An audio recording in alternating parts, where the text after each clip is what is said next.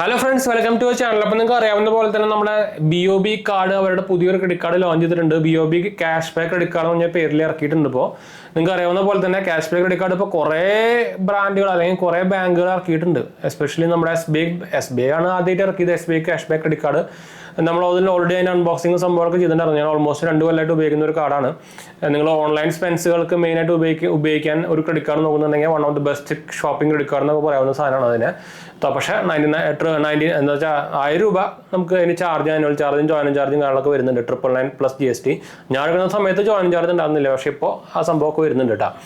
പക്ഷേ നമുക്ക് എല്ലാ പർച്ചേസുകൾക്കും 5% ഓൺലൈൻ ചെയ്യുമ്പോൾ നിങ്ങൾക്ക് ക്യാഷ് ബാക്ക് കാര്യങ്ങളൊക്കെ കിട്ടുന്നുണ്ട്. അത് ഡയറക്റ്റ് ക്രെഡിറ്റ് ആവും ചെയ്യും കാർഡിലേക്ക്. അപ്പോൾ എക്സ്ട്രാ ഡിഡംഷനോ കാര്യങ്ങളൊന്നും വേണ്ട. ആ ഒരു കാറ്റഗറിയിൽ വരുന്ന ഒരു സംഭവമാണ് ഇപ്പോൾ BOB പുറത്തിറങ്ങിക്കുന്നത്. അപ്പോൾ അതിൻ്റെ ഒരു ഡീറ്റെയിൽസും കാര്യങ്ങളൊക്കെയാണ് നമ്മൾ ഇന്ന് പറയാൻ പോകുന്നത്. നിങ്ങൾക്ക് SBI credit card, SBI cash back credit card എടുക്കണോ അല്ലെങ്കിൽ BOB cash back credit card എടുക്കണോ, അതിൻ്റെ കമ്പാരിസൺ സംഭവമൊക്കെ നമുക്ക് ചെയ്യാം കേട്ടോ.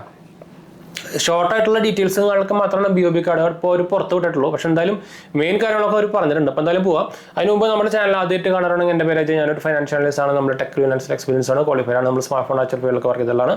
അതുപോലെ തന്നെ നമുക്ക് ഇൻസ്റ്റാഗ്രാം പേജിൽ അവൈലബിൾ ആണ്. നിങ്ങൾക്ക് അതിൽ വേണമെങ്കിൽ മെസ്സേജ് ചെയ്യാം. പേജ് ഫോളോ അടിച്ചാൽ മതി. മറക്കണ്ട, ഡിസ്ക്രിപ്ഷനിൽ ലിങ്ക് കൊടുത്തിട്ടുണ്ട്. ടെലിഗ്രാം ചാനലുണ്ട്. നമ്മൾ അതിൽ ഡീൽസും ലിങ്കും കാര്യങ്ങളൊക്കെ ഷെയർ ചെയ്യുന്നതാണ്. മറക്കണ്ട, ഫോളോ ചെയ്യണ്ട. അപ്പോൾ എന്താ സംഭവം എന്ന് വെച്ച് കഴിഞ്ഞാൽ നമുക്ക് ആദ്യം തന്നെ ഇതിൻ്റെ ചാർജസ് തൊട്ട് തന്നെ തുടങ്ങാം. നമുക്കിത് ആക്ച്വലി 2 മോഡ് ഓഫ് ചാർജസ് നമുക്ക് സെലക്ട് ചെയ്യാൻ പറ്റും. ഒന്നെങ്കിൽ നിങ്ങൾക്ക് മന്ത്ലി ചാർജ് ആയിട്ട് അടയ്ക്കാം, അല്ലെങ്കിൽ ആനുവൽ ചാർജ് ആയിട്ട് അടയ്ക്കാം.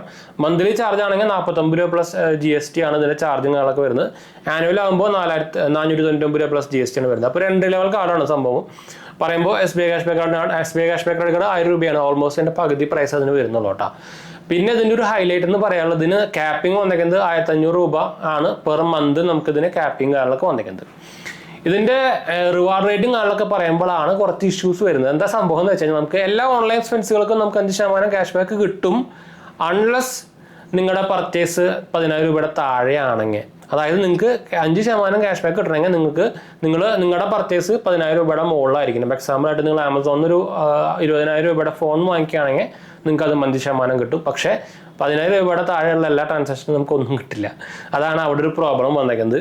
ആ ഒരു പ്രശ്നം കാരണം തന്നെ ഞാൻ ആക്ച്വലി ഈ കാർഡിനെ അങ്ങനെ റെക്കമെൻഡ് ചെയ്യുന്നില്ല. പറയുമ്പോൾ ബാക്കി എല്ലാ നോർമൽ ട്രാൻസാക്ഷനൊക്കെ നമുക്ക് 1% ക്യാഷ് ബാക്ക് കാര്യങ്ങളൊക്കെ കിട്ടുന്നുണ്ട്.